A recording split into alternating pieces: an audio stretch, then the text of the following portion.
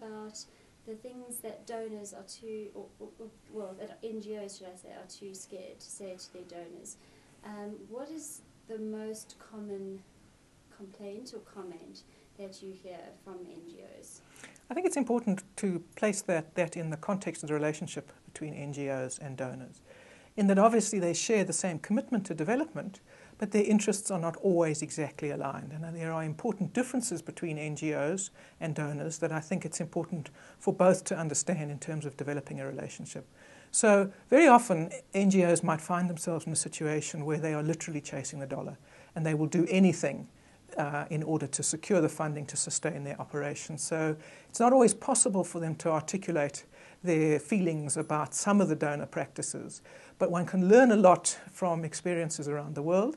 And I was very struck recently by some of the introspection that some of the bigger international aid agencies have done in response to some of the reaction to the fantastic philanthropic efforts that take place when we have natural disasters or international crises, but where the beneficiaries are actually starting to say now, you need to understand a few things. And I think NGOs can take some comfort from that, because the messages that are coming out are the kinds of things that donors everywhere need to hear. And some of the most important ones are, don't go so fast. Stop and learn from the particular context and from the particular people that you're hoping to work with. I think that's a critical issue.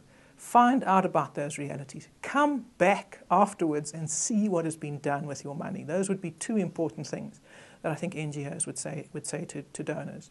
And the other important one also would be, we can jump through as many hoops as you want us to, but at the end of the day, we need to be focusing together on aligning our different contributions in terms of making the maximum impact on the ground. Now, there are some things that I need to be able to tell you in a relationship of openness and transparency, and equally, there will be some things that donors need to be able to tell NGOs. And I think both sides need to have the openness and the integrity to be able to both say and hear those things from the others, and then the relationship will be a that much more effective one. As this relationship changes and as this dynamic evolves slowly, as you say, but it is clearly evolving, do you think that CSI practitioners are keeping up, or are they still, I mean, obviously it's a very general question, are they still sort of stuck looking at that old relationship model? And if they are stuck there, then what can we do to bring them up to speed? I think CSI practitioners occupy a really important strategic space, and one that perhaps is not fully recognized either within the corporate or within the wider development community. And I think it's beholden then upon CSI practitioners to actually begin to make some of their learnings and some of their critical experiences known to the corporates. There's a lot of talk and there's a lot of literature around now on strategic corporate social investment, where the old term of philanthropy has now been thrown on its ear, and all the talk is about partnership. But what are the lessons from that discarded model and from the realities? And again, you will find a lot of the best writers in the world are saying, if you're going to root your corporate engagement in your business as a central part of your values, which is what a lot of companies are saying they're going to do, you need to base it in a set of expertise and experience. And that means starting with the people who've done it before and who've been there. So I think CSI practitioners need to have more confidence. It is a sense that sometimes you feel, is this what everyone's thinking or feeling or reacting, or is it just me? And the value of networking, the value of exchanges, we've all got things that we're incredibly proud of, and we've all got things that have gone horribly wrong for whatever reason. And the ability to reflect on those experiences, good and bad, and to engage in a dialogue that isn't a blame dialogue or a finger-pointing dialogue, but that's saying good intentions on their own are never enough. But enough people can do fantastic things if they're thinking and engaging more purposefully with others, like-minded organizations, than without.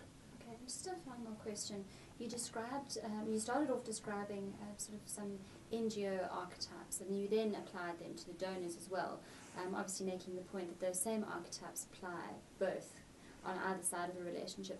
Which of those, you mentioned dreamers, rogues were some, your spendthrifts and so on, and your champions of course, but which of those archetypes do you think is the most dangerous?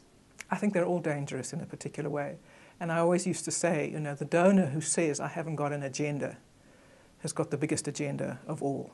And there's nothing wrong with coming at the development challenge from a particular stance.